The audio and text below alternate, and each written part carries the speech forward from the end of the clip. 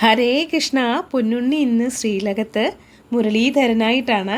കുഞ്ഞി കാലൊക്കെ പിണച്ചു വെച്ച കാലിലോ പൊന്തളകളൊക്കെ ചാർത്തി പട്ടു കോണകമുടുത്ത് കിങ്ങിണി കുംഭയോടിങ്ങനെ പറ്റിച്ചേർന്ന് കിടപ്പുണ്ട്. കഴുത്തിലോ മാങ്ങാമാല, പതക്കം പോലൊരു മാല, കഴുത്തിനോട് ചേർന്ന് വളയം പോലൊരു മാലയും ചാർത്തിയിട്ടുണ്ട്. കൈവളകളും തോൾവളകളും ചാർത്തിയിട്ടുണ്ട്. രണ്ട് കൈയോട് വേണുഗാനം പൊഴിക്കുവാൻ തയ്യാറായി നിൽക്കുകയാണ് പൊന്നുണ്ണി. ഓടക്കുഴൽ മാറോട് ചേർത്ത് പിടിച്ചിരിക്കുകയാണ്. ചെവിപ്പൂക്കളും സ്വർണ്ണഗോപിയും ചാർത്തിയിട്ടുണ്ട്. സുന്ദരമായ ഭഗവാന്റെ മന്ദഹാസവും പൊന്നിയും കിരീടമൊക്കെ ചൂടിയിട്ടുണ്ട്. അതിന് മുകളിൽ 3 തിരുമുടിമാലകളും വെളുത്ത പൂവും തെച്ചിയും ചേർന്നതും, തെച്ചിയും തുളസിയും ചേർന്നതും, തെച്ചിപ്പൂ മാത്രമായും ഒരു ഉണ്ടമാലയുണ്ട്. തുളസി ധാരാളമായി, ഇടയിൽ താമരയും തെച്ചിയും ചേർന്നത് ചാർത്തിയിട്ടുണ്ട്.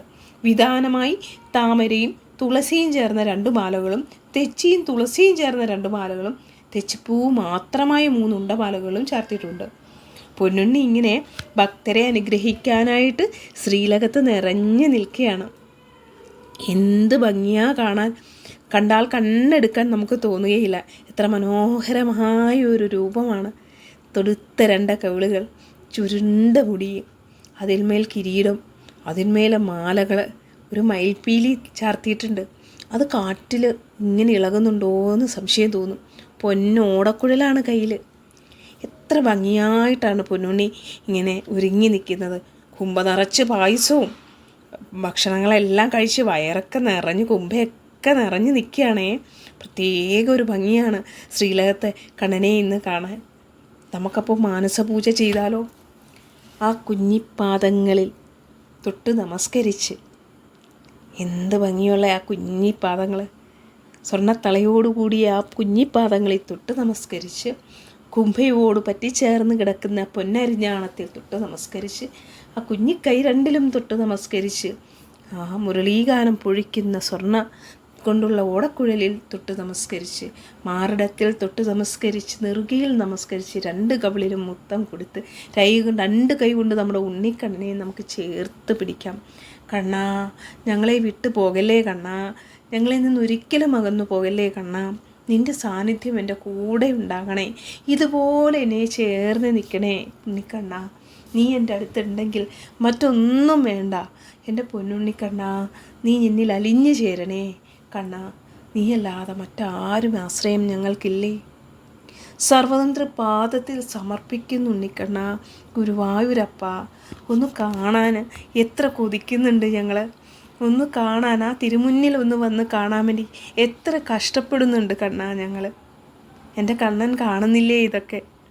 എൻ്റെ കണ്ണൻ ഞങ്ങളുടെ ദുഃഖങ്ങൾ അറിയുന്നില്ലേ? ഞങ്ങളുടെ സന്തോഷങ്ങൾ കാണുന്നില്ലേ?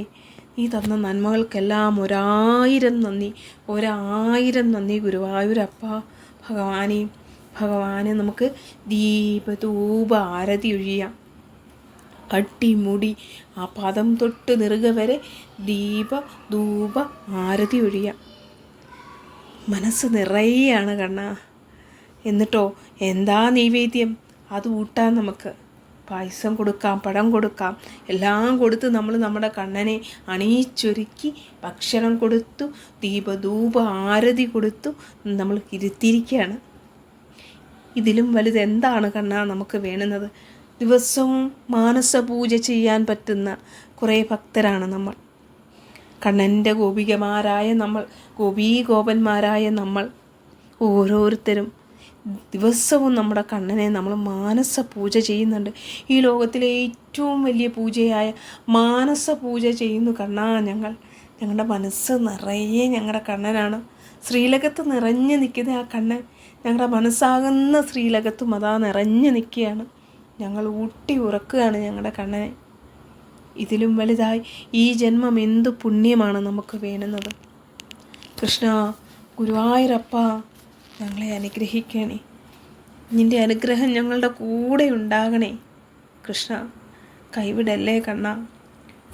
ഓം കേശവായ നമ, ഓം നാരായണായ നമ, ഓം മാധവായ നമ, ഓം ഗോവിന്ദായ നമ, ഓം വിഷ്ണവേ നമ. ഓം മധുസൂദനായ നമ. ഓം ത്രിവിക്രമായ നമ. ഓം വാമനായ നമ. ഓം ശ്രീധരായ നമ. ഓം ഹൃഷികേശായ നമ. ഓം പത്മനാഭായ നമ. ഓം ദാമോദരായ നമ. ഹരേ കൃഷ്ണ.